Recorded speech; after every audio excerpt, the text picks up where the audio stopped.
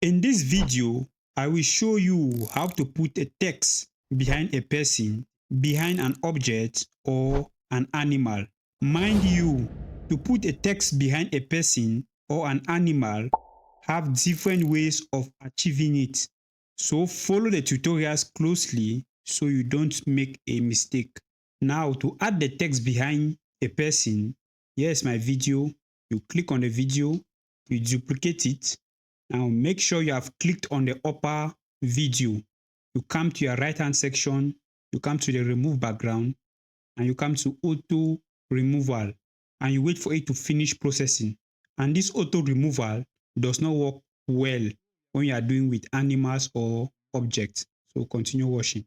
So when it is done, you come to your text, you add the default text, you can enlarge it to your liking, you can make it bolder, then you bring it below the first layer, and easily like that you have a text behind a person.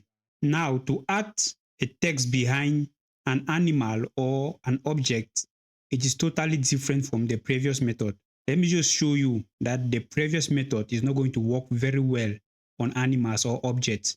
So if we add our text, then we duplicate as we did in the previous method, then you come to the upper layer and you come to auto removal and you allow it to finish removing. Now when it is done, if you scroll, you are going to see that it has not well removed, separated it. You see, and that is not what you want when you are actually editing. So here is the method you have to follow to do it perfectly. Let's just undo that, or let me just delete it. You still come, you duplicate. Now you come to the upper layer, and now instead of using the auto removal, you are going to use the custom removal. You click on this custom removal, and then you click on the smart brush. Then you are just going to do the rough outline of the image. After doing the rough outline like that, it's going to outline it as you have seen. Then you allow it also to finish processing. And now when it is done processing, you come and click on apply. And when you click on your apply now, if you play it again, you see that it has removed the text very well.